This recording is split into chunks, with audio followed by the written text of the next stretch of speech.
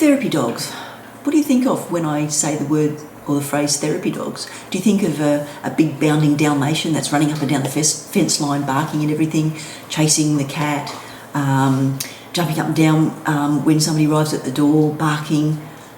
Or do you think of a dog that's sitting down quietly, maybe with their head on the floor, not responding to anything, just sitting there quietly?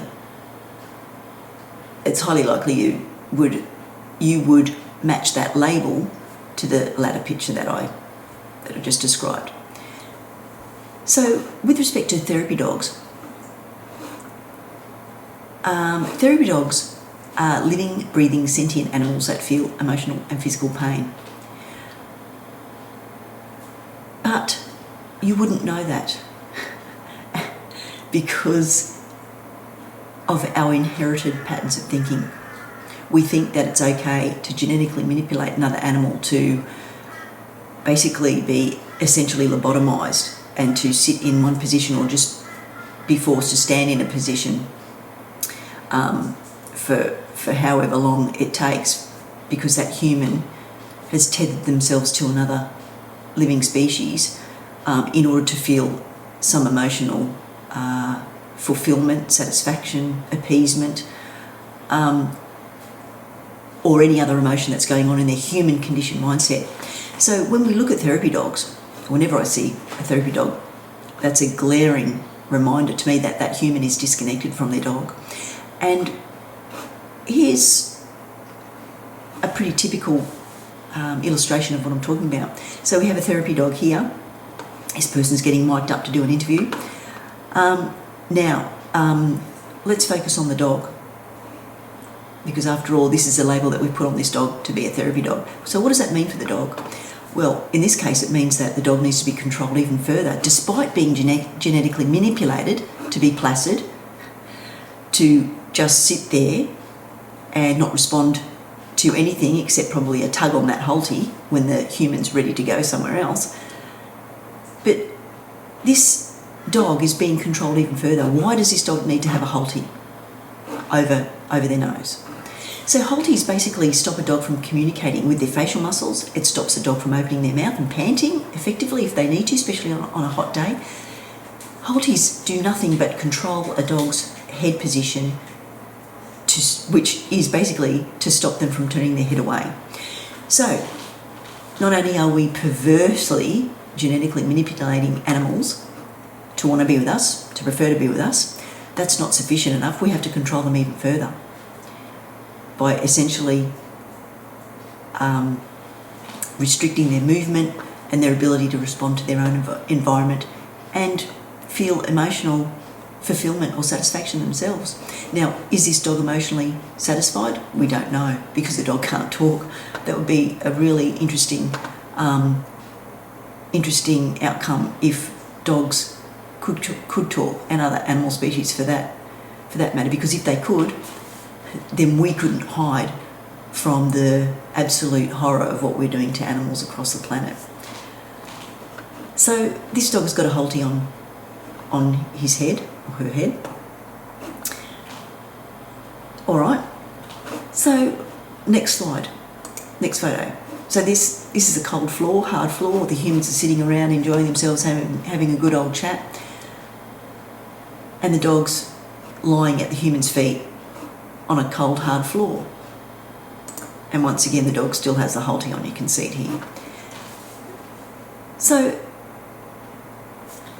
while all these humans are chatting away, there's absolutely no thought or consideration for this dog. Not even, can we get the dog a drink of water, or can we put a nice warm mat under this dog to make this dog comfortable? Because after all, this dog is providing a service.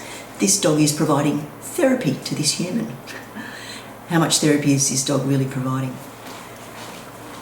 Now, when we say the word therapy dog, we may automatically think that this is a wonderful partnership where the human is so connected or reconnected with their dog. But as we can see, the human conditioned mindset of this human, and this is just typical, and it's not a criticism, it is the reality. This is the reality of what therapy dogs endure, silently endure every single day.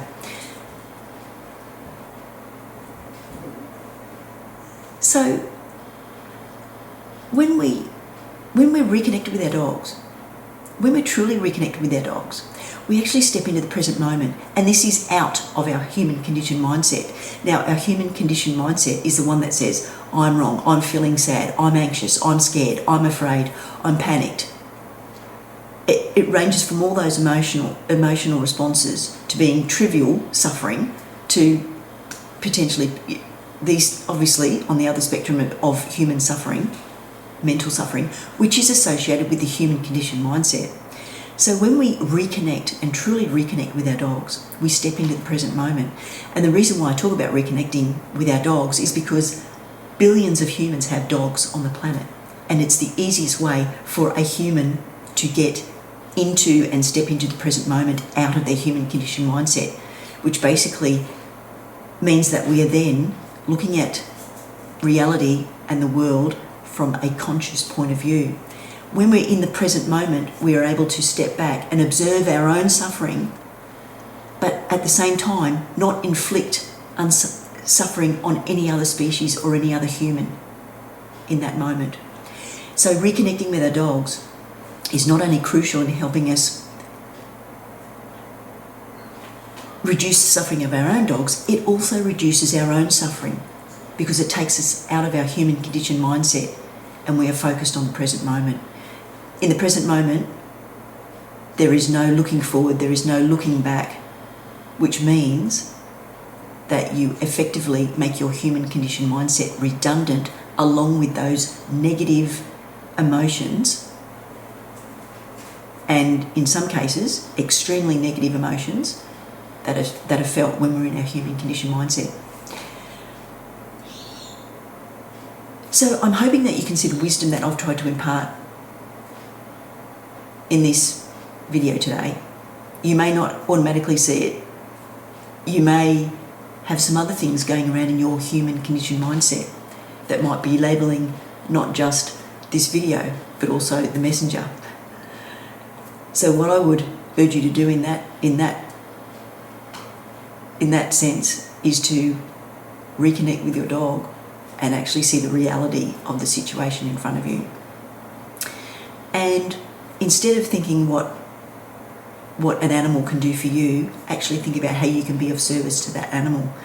And when you are thinking in that way, you are also out of your human conditioned mindset because you are again in the present moment. You're reconnected to your dog, you're reconnected to that situation, and you're being of service to another.